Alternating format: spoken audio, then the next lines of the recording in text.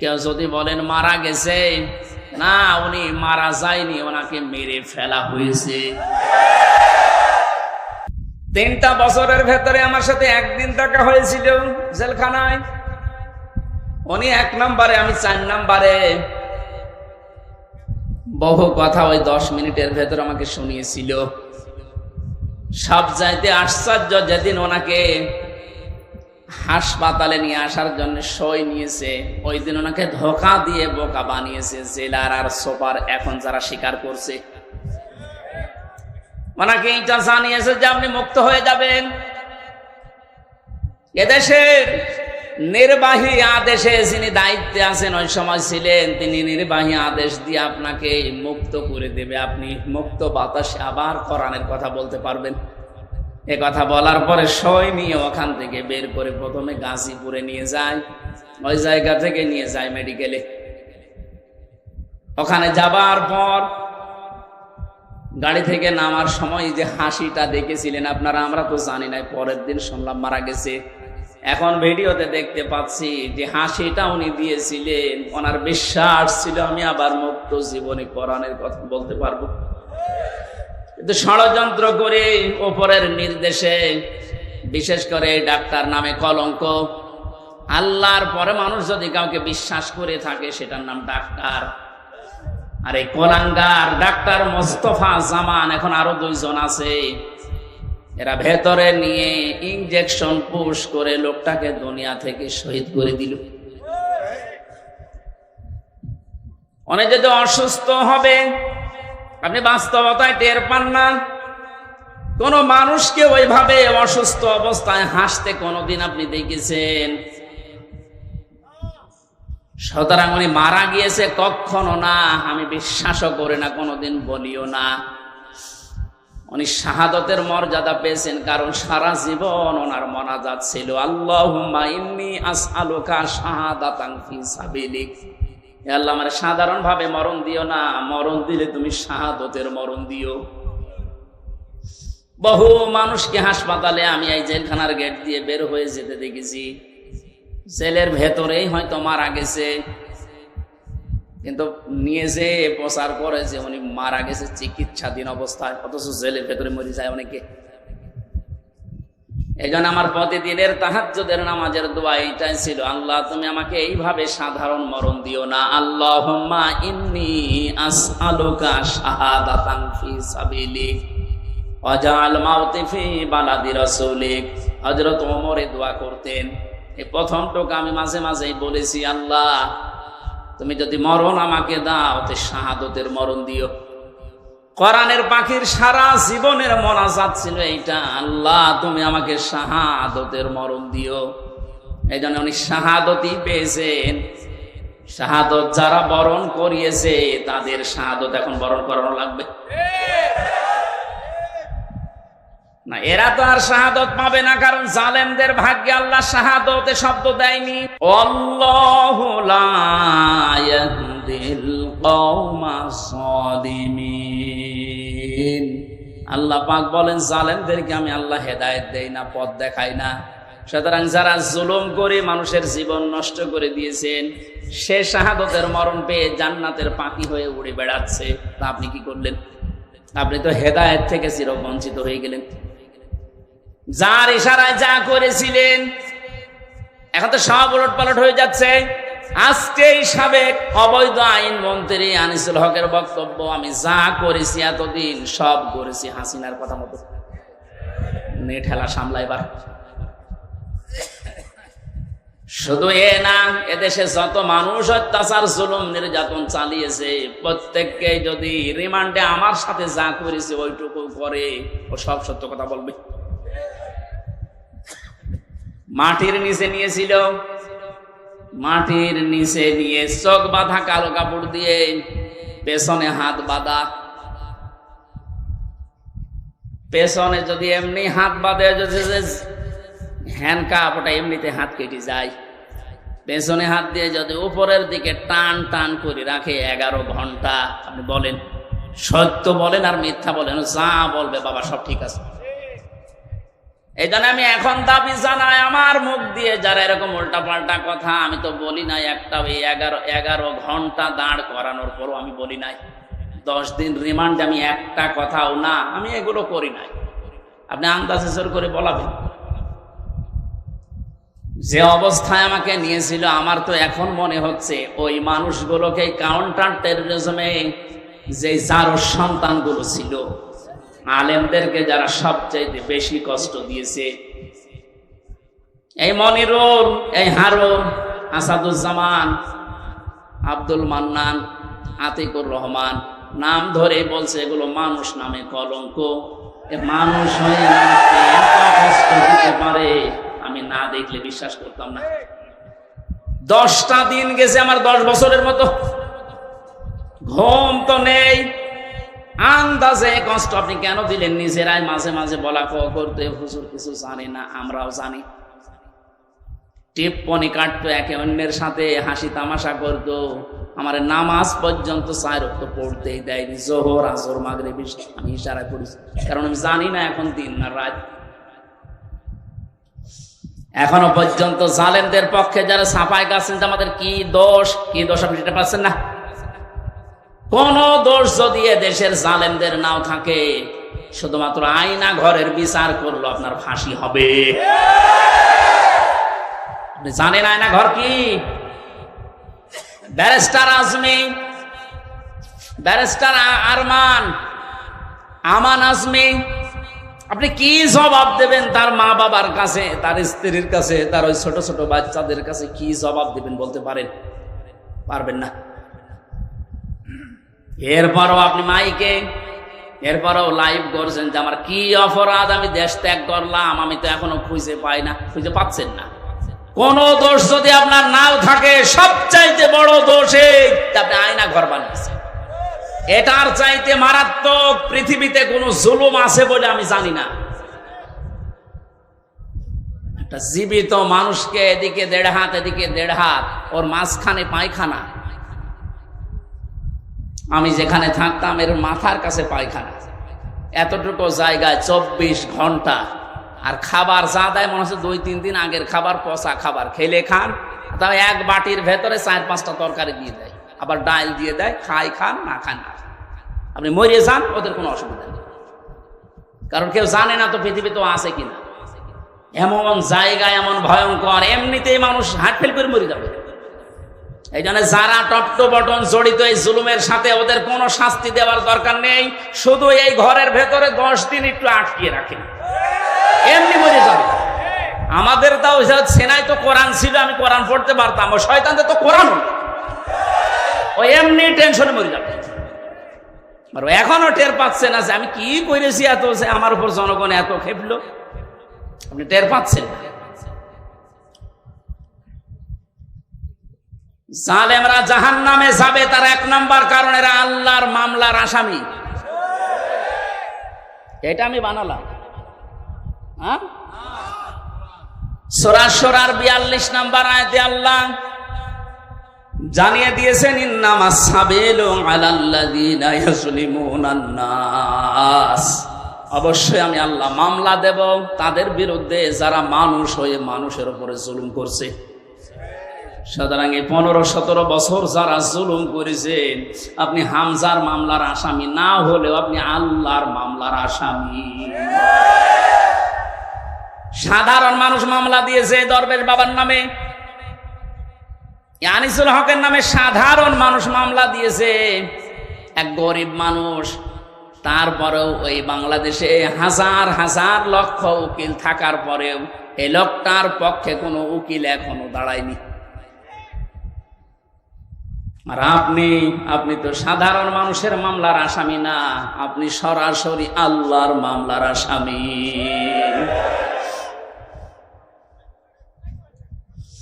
এজন্য আমাদের সাবধান হওয়া দরকার, এখান থেকে শিক্ষা নিতে হবে। আমরা যেন আবার আল্লাহর মামলার আসামি হয়ে না যাই। এদের জন্য হেদায়েত কামনা করলেও হেদায়েত হবে না, কারণ কোরআন নিষেধ করেছে, আল্লাহু লা ইয়াহদিল কওমাজ জালিমিন। ইয়াহদি এটা মোজারে, বর্তমান ভবিষ্যৎ, প্রেজেন্ট ফিউচার। জালেমদেরকে আল্লাহ হেদায়েত দিচ্ছে না, দেবেও না। এখন যদি আল্লাহ জালেমদের হেদায়েত দেয় তাহলে কোরআন শরীফ মিথ্যা হয়ে যাবে না? এজন্য তোর কপাল খারাপ, এর সাথে যারা জড়িত ছিল তাদেরও কপাল খারাপ।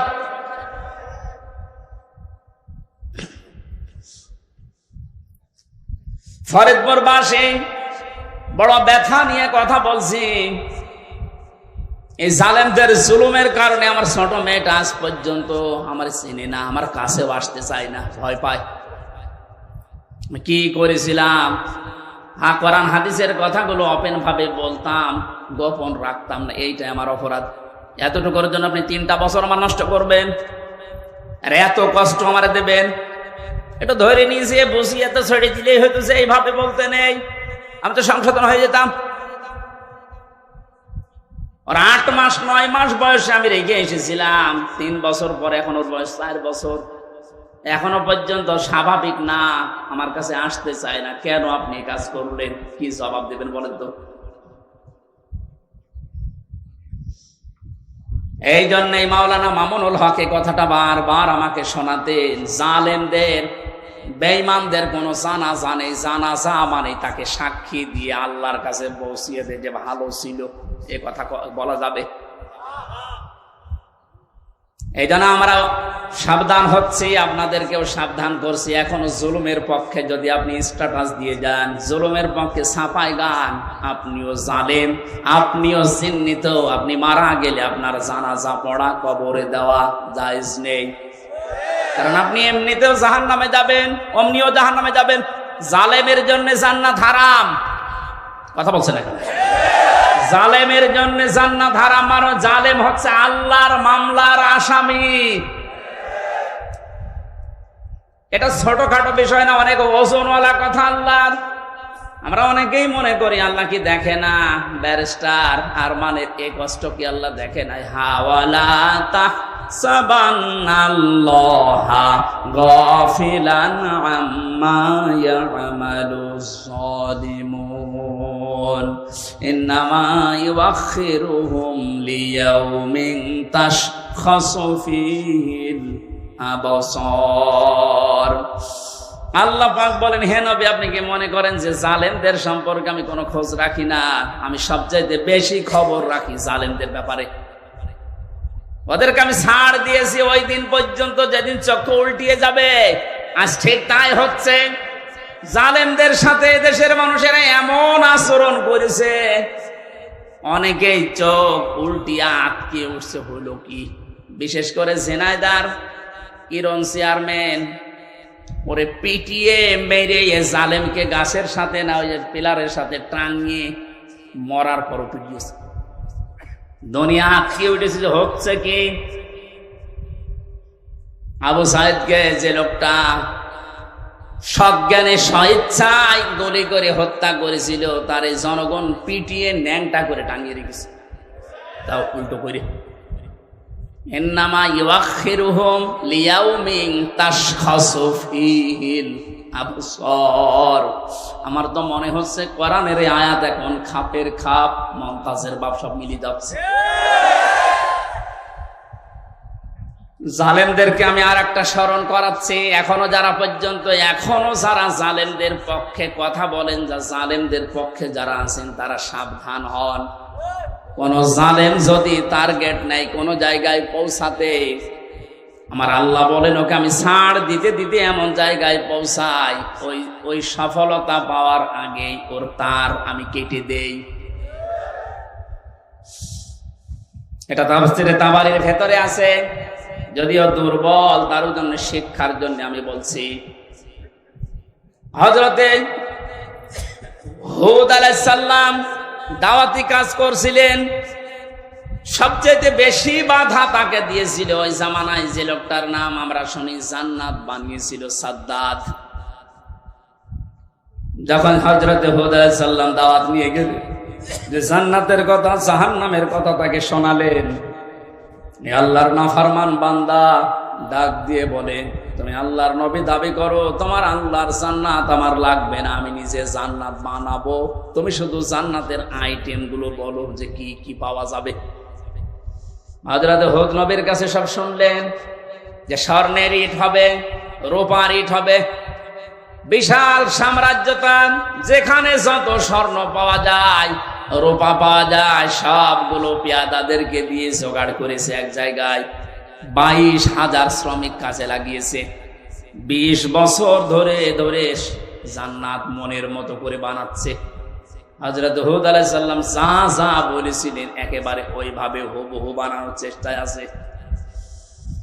স্বর্ণের ইট তৈরি করার জন্য তো সোনা লাগবে, যেখানে যা পাওয়া যায় সব নিয়েছে। মুফাসসির লিখেছেন, আল্লাহর এক বান্দি বিধবা, বিয়ে হওয়ার পরে স্বামী মারা গেছে, মা বাবা নেই, এতিম। এই মেয়েটার স্বর্ণ ধরে যখন টান দিয়েছে, মেয়েটা তখন মাটিতে গড়াগড়ি দিয়ে কান্নাকাটি করেছিল, যে আল্লাহ, আমি একেবারে নিঃস্ব মানুষ, আমার স্বামী নেই, মা বাবা নেই, আমার শেষ সম্বলটুকু কেড়ে নিয়ে যে জালেম তার স্বপ্ন পূরণ করার জন্য ইচ্ছা পোষণ করেছে, তার এই স্বপ্নের জান্নাতে তুমি তাকে পৌঁছাতে দিও না। এ দোয়াটা করেছিল ওই বিধবা, ওই মজলুম মহিলা। আল্লাহ রাব্বুল আলামিন বলেন, পৃথিবীতে 3 জনের দোয়া সঙ্গে সঙ্গে কবুল হয়ে যায়, কোনো পর্দা থাকে না, তার ভেতরে একজন মাজলুম। এ যদি সত্যি মন থেকে কিছু বলে, আল্লাহ পাক ওটার সঙ্গে সঙ্গে আরো সে তুলে নেয়। এটার প্রমাণ এ হারুন। আমি রিমান্ডে থাকাকালীন জেলখানায় ছিলাম প্রথম 2 মাস ওই ছোট হুজুরের সাথে, যে রফিকুল ইসলাম মাদানী। আমার রাতের বেলা কেঁদে কেঁদে বলতো, রিমান্ডে নিয়ে আমার ওই যে কি ঢাকার হাতির ঝিল, রাত 12:30 1টার দিকে ওখানে নিয়ে গিয়ে সম্পূর্ণ উলঙ্গ করে আমার ছবি তুলে হাতের ভেতর সিগারেট লাগিয়ে বলতো, খান, আমরা ছবি তুলবো, এইটা ছেড়ে দিয়ে জনগণকে জানাবো যে হুজুরের 2 নম্বর। আজকে দেখলাম বলছিল যে আমি ওই দিনই আল্লাহর কাছে ওই মাজলুম অবস্থায় আকাশের দিকে তাকিয়ে দোয়া করেছিলাম, মাবুদ, জীবনে যদি কিছুই তোমার দরবারে ভালো না লাগে, কবুল না হয়, আজকের যে দৃশ্য, আমার শরীরে এক টুকরা পোশাকও নেই, তুমি দেখতে পাচ্ছ। আমি একটা যুবক মানুষ, আমার অনেকে মনে করি ছোট মানুষ, পিসকি মানুষ না, ওর বয়স এখন 27-30 বছর। কারণ ওই সময় ছিল 27 জেলখানায় 3 বছর, 30 বছর বয়স। 30 বছর বয়সের মানুষ কি ছোট? কথা বলেন। দোয়া করেছিল, মাবুদ, তুমি আমার এই দোয়াটা কবুল করো, মজলুম অবস্থায় তুমি তো মোনাজাত ফেরত দাও না। এই হারুন, এই টিভি হারুনের কারণে আজ আমার এই অবস্থা। ও নাকি অর্ডার দিয়ে দিয়ে আমার এটা করাচ্ছে। জিজ্ঞাসা করেছে যে অফিসার করেছিল, এসআই স্যার, আপনি সত্যি করে বলেন তো, আমার যে হাল করলেন, এ না যে হাল অবস্থা, হারুন স্যার কি জানে? ওরা হাসি দিয়ে বলেছে, হারুন স্যার জানে মানে ওই করাচ্ছে। সঙ্গে সঙ্গে ওই সময় দোয়া করেছিল, মাবুদ, তুমি ওকেও আমার মতো এরকম কিছু দেখায়ও। দেখিয়েছেন আল্লাহ। জনগণের সামনে আমার আল্লাহ এই পৃথিবীতেই দেখিয়ে দিয়েছে কিভাবে লজ্জা স্থান মানুষকে দেখাচ্ছে এই শয়তান। আমার একজন দেখিয়ে বলছে, হুজুর, এই দেখেন কারবার। আমি নাউজুবিল্লাহ, আস্তাগফিরুল্লাহ, কি ও কয়েকদিন পরে স্ট্যাটাস দিয়েছিল, আমি বাইরে যেতে পারি না, বাইরে গেলেই মানুষ বলে 3 ইঞ্চি। কি একটা অপমান! মাত্র কয়েক সেকেন্ডের ভিডিও ফাঁস হয়ে ও সব হারিয়েছে। ওর কয়েক সেকেন্ড না, সারা জীবন যেদিন আল্লাহ ফাঁস করবে, এ জালেমের সেদিন কোনো উপায় থাকবে? টাকলা মোরাদের মাত্র 6 মিনিট 8 সেকেন্ড। কি ওর নাম? মাহিনা কি নাম? এই মহিলার সাথে একটা অডিও রেকর্ড ফাঁস হয়েছিল মাত্র 6 মিনিট 8 সেকেন্ডের। ও সব গেছে। আমার তো মনে হয় এই জালেমদের দরে যারা ছিল এই দেশে, ওদের সহযোগী যারা, এদের হাজার হাজার ভিডিও অডিও রেকর্ড জমা হয়ে আছে। সাংবাদিক ইলিয়াস এখন মাঝে মাঝে ছাড়তেছে। আল্লাহ তার ফেরেশতাদের দিয়ে যেটা রেকর্ড করে রেখেছে অডিও ভিডিও, কিয়ামতের ময়দানে কোটি কোটি মানুষের সামনে ওগুলো আল্লাহ ছাড়বে। 30 সেকেন্ডের ভিডিও যদি 3 ইঞ্চি নাম শোনো, এই 50 বছরের ভিডিও আল্লাহ যেদিন ছেড়ে দেবে, পুরাটা মুখ দেখাতে পারবে না। শেষ পর্যন্ত এই মহিলার দোয়া আল্লাহ এমন ভাবে কবুল করেছিলেন, জান্নাত বানানো কমপ্লিট শেষ করার পরে ডাক দিয়েছে, এত সিকিউরিটি দিয়ে সাজিয়েছে, একটা পিপিলিকা পর্যন্ত প্রবেশ করার কোনো কায়দা নেই। জান্নাতের গেটে যাবার পরে দেখে একজন ফকির বসে আছে। ফকির ডাক দিয়ে বলে, বাদশাহ আমার সাথে কিছু কথা বলা লাগবে আপনার। রেগে বলছে, তুমি কে, এখানে আসলে কি করে? এখানে তো কোনো মানুষ আসার অনুমতি নেই, কথা যদি বলাই লাগে পরে বলবা, আমি আগে জান্নাত দেখে আসি। ফকির ডাক দিয়ে কানের কাছে মুখ নিয়ে বলছে, বাদশাহ আমি কিন্তু দুনিয়ার সাধারণ ফকির না, আমি আজরাইল।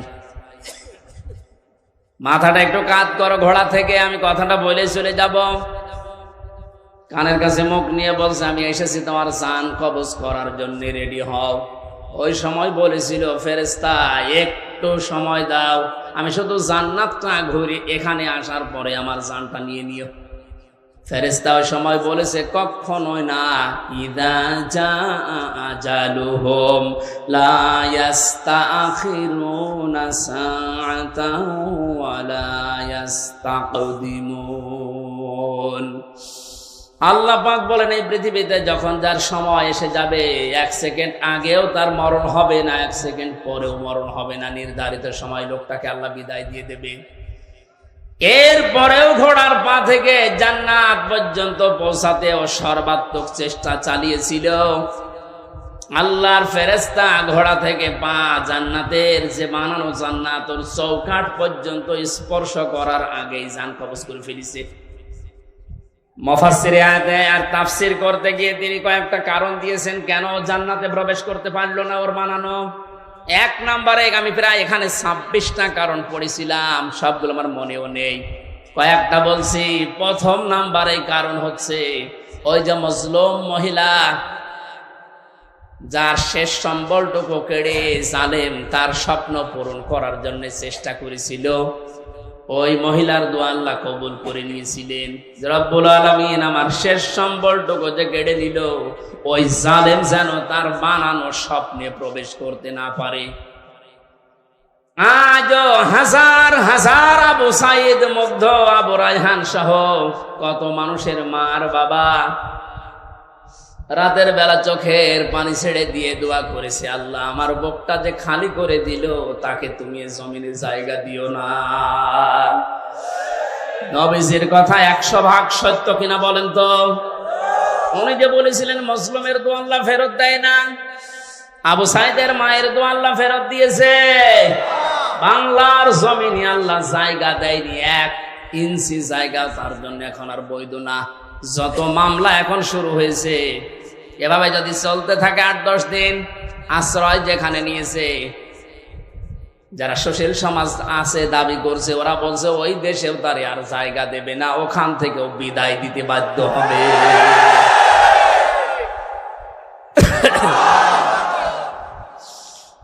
আমার ফরিদপুরবাসী জালেমদের জন্য সব জায়গা আল্লাহ অবৈধ ঘোষণা দিয়েছেন, জালেমদের কোনো জায়গা পৃথিবীতে নেই। কারণ সবচাইতে বেশি আল্লাহ খেয়াল করেন জালেমের জুলুমের দিকে। আল্লাহ এত বেশি রাগান্বিত হয়ে যায় জালেমের উপরে, না জানি ওকে 7 তবক আসমানের উপর থেকে ফেলে দিতে পারলে আল্লাহ ভালো লাগে। এই জন্য আমরা সাবধান হব, কোন জালেমের জানাজা কবরে দেওয়া এটা মেকি, এটা ভুয়া হবে। ওদের জন্য জানাজাও জায়েজ নেই, কবরে দেওয়াও জায়েজ নেই। আল্লাহ আমাদেরকে উল্টাপাল্টা কথা যারা বলি, ধারণা করি অনেক আলেম পর্যন্ত এখন বিভিন্ন জায়গা থেকে টাকা খেয়ে কথা বলছে, আবু সাইদ মুগ্ধ এরা শহীদ হয়নি, অথচ শহীদদের ব্যাপারে কথা বলা, মুখে অন্তরে ধারণা করাও নিষেধ। এ ঘোষণা কার? আপনারা বানানো মনে হচ্ছে? সূরা বাকারা, সূরা আলে ইমরানের আয়াত দিয়ে আমি দলিল দিয়েছি, মুখ দিয়েও বলবেন না কোনোদিন, অন্তরে ধারণাও করবেন না, কারণ এদের মর্যাদা এত বেশি আল্লাহর দরবারে, যাকে থেকে আল্লাহ শাহাদতের মরণ দেয় না। কত মানুষ চেষ্টা চালাচ্ছে, তারপরও মরতে পারে না। ওয়ালিয়ালামাল্লাহুল্লাযীনা আমানু ওয়া ইয়াত্তাখিযা মিনকুম শুহাদা আল্লাহু লা ইউহিব্বুজ জালিমিন।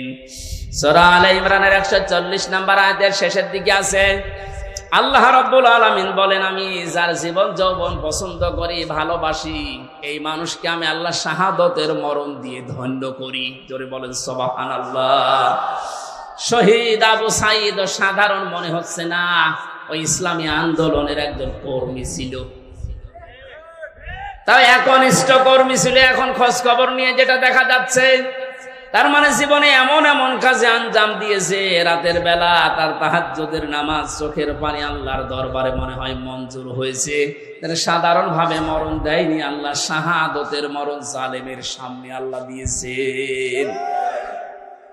আয়াতের শেষের কথা ছিল, আল্লাহু লা ইউহিব্বুজ জালিমিন, আল্লাহ জালেমদেরকে ভালোবাসছেন না, বাসবেনও না। জোরে বলেন নাউজুবিল্লাহ। এখানে আহ্বান জানাচ্ছে, হাতে পায়ে ধরে বলছি, এখনো যারা জালেমদের পক্ষে আছেন, সাফাই গান, নিজের পায়ে নিজে কোড়াল মারবেন না, ফিরে আসেন। জালেমদের কোন জায়গা কিয়ামত পর্যন্ত এ জমিনে আর হবে না। আল্লাহ আমাদেরকে জালেমদের বিষয়গুলো বোঝার তৌফিক দিন। দরুদ পড়ছি নবীজির উপরে সাল্লাল্লাহু আলাইহি ওয়াসাল্লাম। কোরআনে কারীম থেকে আমরা দুইটা সূরা পড়েছি, সূরা আলাম নাশরাহ এবং সূরা নাসর। আমরা তাফসীর আকারে কথা বলবো, যেহেতু এখানে লেখা আছে। আপনারা আছেন তো? বিজয় পেয়েছে অনেকেই মনে করছে কি না কি হনরে হনুমান হয়ে যাচ্ছেন না, কি করা লাগবে কোরআন থেকে শুনে। জবান ছেড়ে কোরআনের আয়াতগুলো আগে একটু পড়েন। আউযু বিল্লাহি মিনাশ শাইতানির রাজীম, বিসমিল্লাহির রহমানির রহিম। ইযা জাআ নাসরুল্লাহি ওয়াল ফাত ওয়া রাআইতান নাসা ইয়াদখুলুনা ফি দীনিল্লাহি আফওয়াজা ফাসাব্বিহ বিহামদি রাব্বিকা ওয়াস্তাগফির ইন্নাহু কানা তাওয়াবা। সাদাকাল্লাহুল আযীম। সূরা নসর কি সূরা বলেন তো? কোরআনে 3 আয়াত বিশিষ্ট 3টা সূরা আছে, আসর, নসর আর কাউসার। আমরা অনেকে মনে করি সূরা কাউসারের 3 আয়াত আর বাকি আয়াতে না। 3টা সূরা, 3 আসর, নসর, কাউসার। তার ভেতরে একটা পড়েছি, এটা তেলাওয়াত শুদ্ধ অনেকের হয় না নামাজে, কিন্তু এই সূরাটা অনেকে পড়ে। নুন সোয়াদ র, নাসর মানে সাহায্য, আর নুন সিন র, নাসর মানে ঈগল পাখি। এই জন্য তেলাওয়াত যখন করবেন সোয়াদ উচ্চারণটা মুখ গোল করা লাগে। আল্লাহ পাক জানিয়েছেন, ইযা জা নাসরুল্লাহি ওয়াল ফাত, যখন আসবে আল্লাহর সাহায্য, হে নবী আপনি তখন বিজয় দেখতে পাবেন। 15 বছর বহু মজলুম দোয়া করেছে, জেলখানায় এখনো পর্যন্ত বহু মজলুম পড়ে আছে। বিশেষ করে মাওলানা জসিমউদ্দিন রহমানী সহ হাজারো আলেম এখনো পর্যন্ত জেলখানায় আছে। এই জালেমের জুলুমে জীবনটা তাদের শেষ হয়ে গেছে। কোরআনের এই অনুষ্ঠান থেকে এই মাজলুমদের মুক্তির দাবি করছি, বলেন আমিন। মজলুমের পক্ষে যেহেতু আমার আল্লাহ আছেন, ইব্রাহিম নবী মজলুম থাকার কারণে যারা তার পক্ষে ছিল তাদেরই দাম আল্লাহ বাড়িয়ে দিয়েছিলেন। একটা ব্যাঙের প্রসাব পর্যন্ত আল্লাহ পাক বানিয়ে দিয়েছেন হযরত ইব্রাহিমের পক্ষে থাকার কারণে। আজ হাজার হাজার মজলুম মানুষ, এই যে বিডিআর, আমি 900-র উপরে বিডিআর পেয়েছিলাম। আমার উপর তলায় যারা থাকতো অধিকাংশ বিডিআর মামলা কিচ্ছু জানে না, 14 বছর জেল খাটতেছে। বিশেষ করে মুন্সিগঞ্জের কয়েকজন আর পঞ্চগড়ের এক মুরব্বী, এত ভালো মানুষ আমার জীবনে জেলখানায় আমি পাইনি। ওরা কোরআন শরীফ মাথায় নিয়ে, হাতে নিয়ে, বুকে নিয়ে বলতো, হুজুর আমি কিচ্ছু জানি না, আর 1 বছর পরে রিটায়ার্ড হয়ে যাব, শান্তিতে আছি। কি জানো কি হয়ে গেল আমার, এই যে বেকার ভরে 14 বছর আটকে রেখেছি। এখন যিনি দায়িত্বে আছেন, স্বরাষ্ট্র উপদেষ্টার দায়িত্ব পেয়েছেন জাহাঙ্গীর আলম, এ লোকটা কিন্তু ওই বিষয়গুলো সব তার নখদর্পণে আছে। এবার জালেমরা টের পাবে। ধোঁকা দিয়ে বোকা বানিয়ে মানুষের চোখে ধুলো দিয়ে বহু চিটারি বাটপারি করেছেন, এখন আর ছাড় নেই। আমরা এখান থেকে আহ্বান জানাচ্ছি, যারা দায়িত্বে আছেন বিচার ব্যবস্থায়, বিচার বিভাগে, খুব তাড়াতাড়ি এই বিডিআর মামলায় যারা আছে, বিনা কারণে যারা বছরের পর 14 বছর জেলখানায় আছে, কিচ্ছু জানে না, ওদেরকে আমার মনে হয় শাস্তি দিলেও খুব বেশি হলো 7 বছর দেওয়া যেত। ওরা বলতো, হুজুর আমরা যদি অপরাধ করেও থাকি, বিদ্রোহ করে থাকি, আমাদের 7 বছর জেল হয়, অথচ বিনা কারণে 14 বছর আমি জেলে। এত বড় জুলুম আর সহ্য করা হবে না। যারা দায়িত্বে আছেন আহ্বান জানায়, বাংলার লক্ষ লক্ষ তাওহীদি জনতা নিয়ে এই নিরপরাধ মানুষদেরকে বিনা বিচারে বিনা হিসাবে ছেড়ে দেওয়া লাগবে। কোন অপরাধ নেই এদের, একজনের রাগের ফসল এগুলো, প্রতিহিংসার ফসল। এই মানুষগুলো সত্যি ভালো মানুষ আমার দৃষ্টিতে, আমি যা দেখেছিলাম এদের জীবন চরিত্র, নামাজ রোজা এবং আল্লাহর যে ঈমান, আল্লাহর প্রতি তাদের, এই কথাগুলো বাস্তবে আমি দেখে এসেছি। এই কারণে বলছি, যারা বিডিআর হত্যা মামলার নাম নিয়ে, পেলখানার নাম নিয়ে এই নিরপরাধ মানুষ, কেউ অপরাধ করে থাকলে আপনি প্রমাণ পেলে তার বিচার করেন, কিন্তু নিরপরাধ যারা বিচার হওয়ার পর ওদের মাত্র 7 বছর জেল হওয়ার কথা, 14 বছর কোন কারণে একটা মানুষের মুখ রাখতে গিয়ে আপনি তারা জেলখানা রাখবেন? এই জন্য দায়িত্বে যারা আছেন, এই বিচার ব্যবস্থা একটু তাড়াতাড়ি কাজ করে তাদের ছেড়ে দেওয়া হোক। অন্তত জীবনের শেষ কয়েকটা দিন স্ত্রী পুত্র সন্তান আদি নিয়ে দুনিয়া একটু কাটিয়ে যাক। পঞ্চগড়ের এই মুরব্বীটা, কি নাম যেন, আব্দুল মতিন না কি নাম, এরকম বহু মানুষকে দেখেছিলাম। ওদের দুঃখ কষ্ট আল্লাহর আরশ পর্যন্ত কেঁপে যাওয়ার কথা। আল্লাহ এমনি এমনি তো জালেমকে বিদায় দেয়নি। বহু মানুষের এই শব্দ লোকি আছে, বহু মানুষের চোখের পানি, বুক ফাটা পানি, হাজারো মানুষের এগুলো জমা হয়ে আছে, আল্লাহ একবারে সব ছেড়ে দিয়েছে। পাপ যখন একেবারে শের পুজে গেছে, পরিপূর্ণ হয়ে গেছে, আল্লাহ বলেন ইন্না বাদশা রব্বিকা লাশাদীদ, আমি ধরি না, কিন্তু ধরলে আমি আর ছাড়ি না।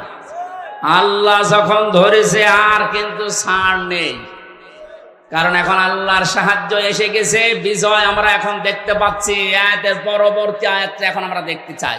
অরাইতান নাস ইয়াদখুলুনা ফি দীনিল্লাহ, হে নবী আপনি যখন দেখবেন আল্লাহর সাহায্য চলে এসেছে, তখন বিজয় দেখতে পাবেন।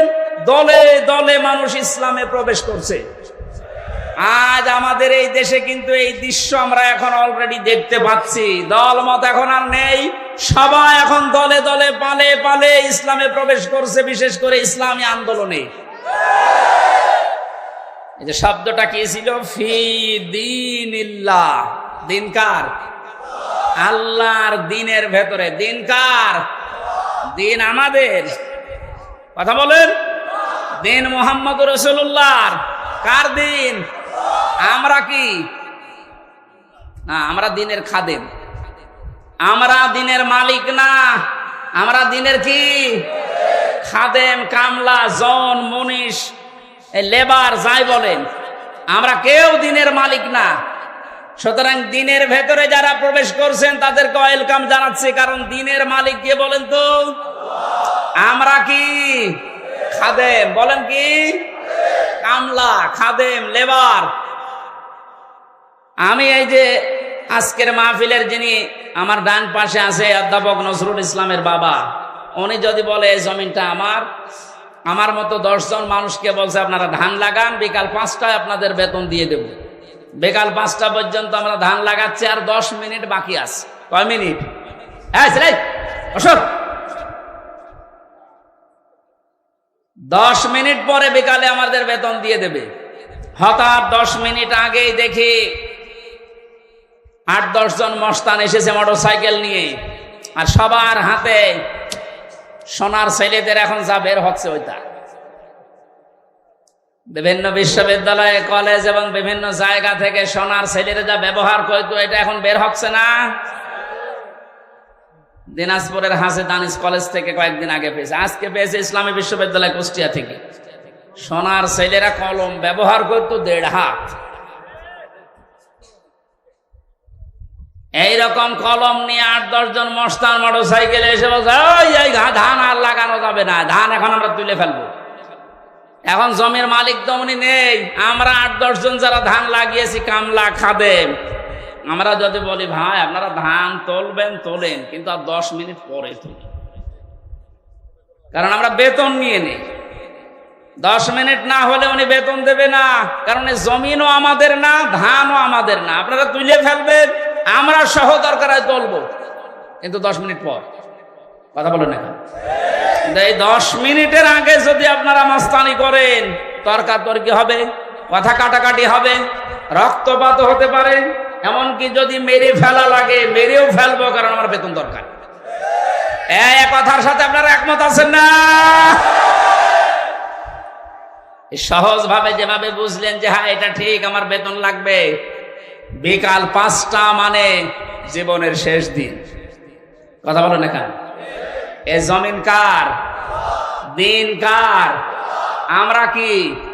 আমরা ধান লাগাতে আসি এই জমিনে, দিন প্রতিষ্ঠার জন্য জান মাল বাজি রেখে মাথার ঘাম পায়ে ফেলে চেষ্টা চালিয়ে যাচ্ছি কি করে দিন কায়েম করা যায়। এখন বিকাল 5টা মানে জীবনের শেষ দিন। এদিন আসার আগে যদি কেউ বাধা দিতে আসে, তর্কাতর্কি হবে, কথা কাটাকাটি হবে, রক্তপাত হবে। এই 17 বছর যা হচ্ছে, এখনো যদি বাধা আসে, যদি মেরে ফেলা লাগে, মেরে ফেলতে আমাদের কোনো বাধা নেই, কারণ আমার বেতন দরকার, আর আমার বেতনের নাম জান্নাত। এক কথা বলেন, এদেশে যারা সত্যি দিন কায়েমের বিরুদ্ধে অবস্থান নিয়েছে, তার ভেতরে 1 নম্বরে আমার মনে হয় এই অবৈধ বিচারপতি নামে যেটা মানি, ওর নাম নিতেও আমার ঘৃণা হয়। এ মানুষ নামে একটা যার সন্তান। কে বলেছে ওটার মানুষ? ও কথা বললে ইসলামের বিরুদ্ধে বলে। আর আমরা সূরা নূন কলমের ভেতরে জানি, যারা অবৈধ সন্তান পৃথিবীতে, যারা যার সন্তান, ওরা কথা বললেই কোরআনের বিরুদ্ধে কথা বলে। এর কথাবার্তা শোনেন না? আরো টাটকা কিছু শয়তান আছে। আমরা কিন্তু বিকাল 5টা পর্যন্ত এই জমিনে ধান লাগাবো, বাধা দিতে আসলে কিন্তু এখন আর কথা কাটাকাটি না, তর্কাতর্কি না, রক্তপাত না, এখন বিদায় করে দেব, কারণ আমি বেতন এখনো পাইনি। বলেন, বেতন পেয়ে গেলে আমার অসুবিধা নেই, দিন এই জমিনে কায়েম করতেই হবে, এটা ফরজ না, এটা চেষ্টা করা ফরজ। চেষ্টা করে যাব, হলে ভালো, না হলো আমার কোনো লস নেই, আমার বেতন আছে।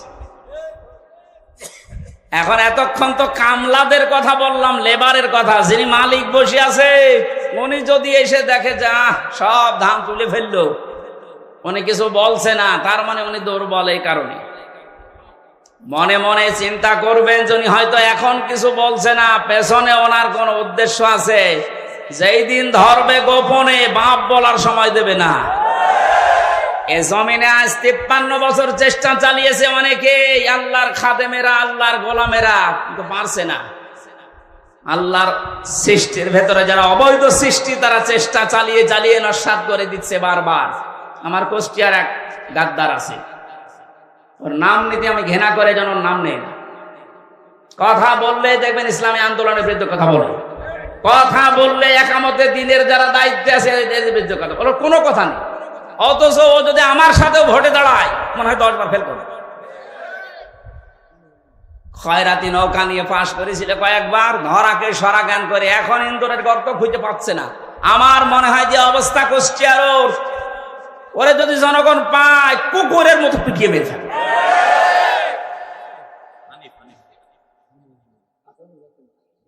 না, ও নুনু, ওই নুন নাম আমি নেই না, নাম দেখো কি হক নুনু দিয়েছে। শয়তান শয়তানি করার জায়গা পায় না।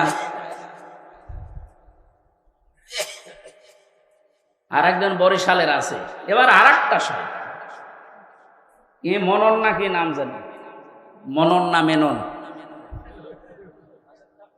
মাত্র 4 দিন আগে এদের স্বাধীন হওয়ার, এই 5 তারিখে স্বাধীন হলো না, 4 দিন আগে শয়তানগুলো উঠে পড়ে লেগেছিল একটা জনগণের সেন্টিমেন্ট অন্যদিকে নজর ঘুরিয়ে দিতেছে এই দেশের ইসলামপন্থী যারা তাদেরকে নিষিদ্ধ করে দাও। আল্লাহ চিরতরে ওদের নিষিদ্ধ করে দিয়েছে। যেন যুগে যুগে যারা জালেম আসবে তারা যেন শিক্ষা নেয়। ফেরাউনকে আল্লাহ এমনি সটকি দিয়ে রাখে নাই। আল্লাহ বলেন ওকে সটকি দিয়ে রাখলাম এই কারণে যুগে যুগে যারা স্বৈরাচার আসবে তারা যেন ওর লাশ দেখে শিক্ষা নেয়। সুতরাং আজও যারা জালেম তাদের অবস্থান এই 5 তারিখের পর থেকে যা হয়েছে, এখনো যদি আপনার পরিবর্তন না আসে, শিক্ষা না নেন, আমার মনে হয় আজরাইল আসার আগে আপনারা পরিবর্তন নেই।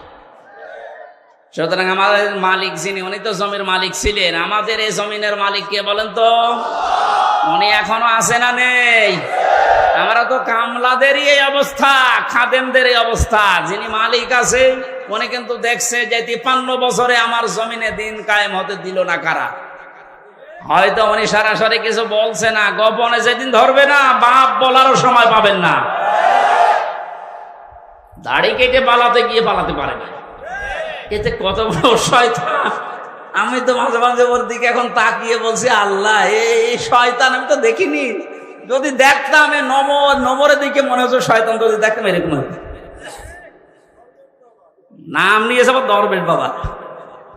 দরবেশই যদি এই হয় তাহলে যেগুলো ক্লিন সেফ ওগুলো চরিত্র কত খারাপ আপনি বল। দরবেশই যদি এই করে, ওর দাড়ি কাটার পরে চিহ্ন দেখে মনে হচ্ছে যে একটা নমো না, কে যেন ডিম মেরেছিল। ডিম না, ওরা আরো কিছু মারা দরকার। ওর ডিম ওই জায়গায় না, বিভিন্ন জায়গায় ডিম দেওয়া দরকার। ওই শয়তানরা আমরা যখন আলেমদেরকে, বিশেষ করে মাওলানা মামুনুল হক, মাওলানা সাখাওয়াত হোসেন রাজি, আমির হামজা, এই রফিকুল ইসলাম মাদানী, হারুন স্যার, এই আলেমদেরকে যখন এই দড়ি বেঁধে, মাথায় দড়ি দিত, হাতে হ্যান্ডকাপ দিত, পায়ে ডান্ডা বেড়ি দিত, এগুলো দিয়ে যখন আদালতে তুলতো, ওরা ওই পাশ থেকে টিপ্পনি কাট, ঠিকই হচ্ছে। এখন ডিম খাও, আমরাও এখন বলবো তো ঠিকই হচ্ছে।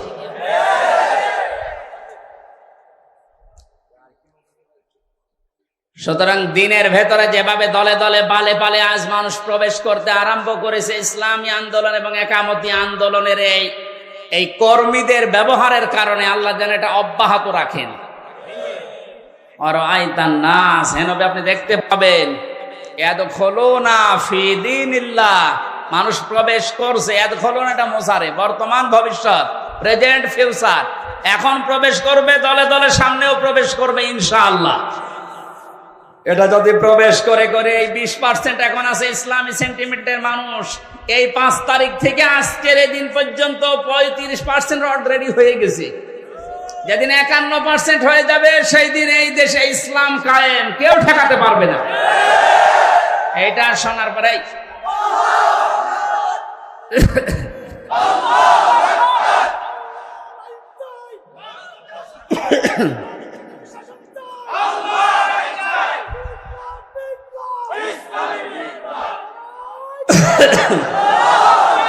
এই দৃশ্য দেখে অনেক জালেমের এখন গাত্রদাহ কিন্তু অলরেডি আরম্ভ হয়ে গেছে। ওরা তলে তলে ষড়যন্ত্র করছে, না অন্য কেউ আসুক, ইসলাম যেন দেশে না আসে। কিন্তু বাংলার জনগণ যেভাবে জুলুমের শিকার হয়েছিল, এরা কিন্তু অলরেডি বুঝে ফেলেছে যে ইসলাম ছাড়া মুক্তির আর কোনো পথ আমাদের নেই। ইসলামের হাতে যদি দেশটা তুলে দেওয়া যায়, যার যে অধিকার, যে ধর্মের লোক হোক, তার অধিকার সে ফিরে পাবে। কথা বলেন না কেন? অতীতের ইতিহাসগুলো আমরা পড়েছি, দেখেছি, এইটাই পেয়েছি, এটা আমরা সামনেও দেখতে চাই। কারণ এই 53 বছর বিভিন্ন মানুষ এই দেশটা চালিয়েছে, আমরা দেখলাম। কথা বলেন না কেন? বাবা চালিয়েছিল, স্বামী চালিয়েছে, কারো কারো চাচাও চালিয়েছে, বউ চালিয়েছিল, ভাবি চালিয়েছিল। এখন শুধু দেখতে বাকি আছে যে এই কোরআন দিয়ে দেশ চললে কেমন দেখা যায়।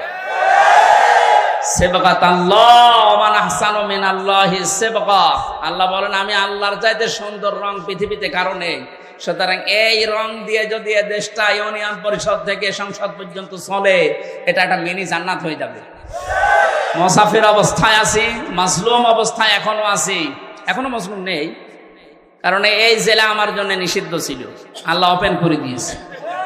এখন আর মজলুম নেই, যারা বাধা দিত ওই জালেমরা এখন ওই শয়তানরা আমাদের কাছে অনুমতি নিয়ে কাজ করছে। কুষ্টিয়া সহ বাংলাদেশের 64 জেলাতে ইসলাম পন্থীদেরকে আজ যারা জালেমের সহযোগী ছিল তারা ডাক দিয়ে দিয়ে বলছে, হুজুর কি করা লাগবে বলে। কেন 2 দিন আগে যে উল্টাপাল্টা কথা বলতে আল্লাহর ভুল ধরতো, এইটাও আমি পেয়েছি, অথচ মুসলমান। আমি কয়েকজনের নাম বললে বলতে পারতাম, আমার মামলার যে আয়ু এ লোকটার বাড়ি মাদারীপুরে, আসলেই ও মাদারে। এই শয়তানটা আল্লাহর ভুল ধরতো, বলতো আল্লাহর এই কাজ করা ঠিক হয়। ওর ইমান আছে? আর ও মরে গেলে ওর জানাজা কিসের, ওর কবরে কিসের, ওর পুড়িয়ে ফেলা লাগবে। ওর নাম মিজানুর রহমান, তাতে কি? নাম তো সুন্দর নাম নিয়েছে, অথচ কাজ পুরা উল্টা। আমি আমারটা বলছি কারণ আমারটা আমি ভালো জানি। আমারে ধরার পরে আমার বাবার কাছে বলে 10 লাখ টাকা দেন, নয়তো মামলা দেবো 50টা। মনে হচ্ছে মামলাও বানাবে। কি বিচার চলছিল দেখেন তো। আর প্রতিদিন টিভির সামনে শয়তান বসে বসে বলতো আমি একটা ন্যায় বিচার কায়েম করছি। কিসের ন্যায় বিচার? আমার একটা ঠুনকো মামলা, মানে মুরগি চুরিও না, মূল্য চুরিও না। মুরগি চুরি মূল্য চুরি করলো সর্বোচ্চ 3 মাস জেল হয়। কয় মাস? আর আমার এই ঠুনকো মামলা দিয়ে সিএমএম কোর্ট, জজ কোর্ট, হাইকোর্ট সহ 30 বার মামলা তোলে, 33 বার মামলা তোলে। না, জামিন নেই, ওপর আল্লাহর নিষেধ। মনে হচ্ছে যে আল্লাহ নিষেধ করেছে। হাইকোর্টের একটা বিচারপতি যদি বলে আমার কিচ্ছু করার নেই, তোর ওই চেয়ারে বসার সাথে ভ্যান চালানো ভালো না, এরকম অবস্থায় বানিয়ে রেখেছিল প্রত্যেকটি জায়গায়। আর সব মুখ খুলছে। অবৈধ আইন মন্ত্রী যেমন পেছনে ডিম দেওয়ার কারণে মুখ খুলে ফেলিস যে আমি কিচ্ছু করি না, সব হাসিনা করতে বলিস, সব এরা মুখ খুলবে। আয়না ঘরের যিনি দায়িত্ব ছিল এই শয়তানটা জিয়াউল হাসান, এরে এখন ওই জায়গায় রাখা দরকার। ওর বউ, ছেলে, মেয়ে, স্ত্রী, পুত্র সব আলাদা রেখে, ব্যারিস্টার আরমানকে তো 8 বছর রেখেছিল, ওরা 8 দিন রেখে দেখেন এমনি পাগল হইত। আর ও বলে আমি কি করেছি যে আমার এত কষ্ট দিচ্ছে।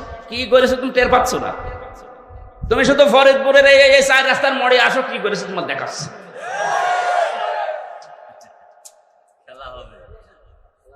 খেলা হবে, সে খেলা পালিস। এ কথাটা বলার কারণ হচ্ছে অনেকে এখনো ষড়যন্ত্র করবে। যে জানছে যে এভাবে 20% ইসলামী মানুষ ছিল এই দেশে, 96% যদিও মুসলমান, কিন্তু ইসলাম কায়েম করা লাগবে এরকম পক্ষে ছিল মাত্র 100 জনের 20 জন।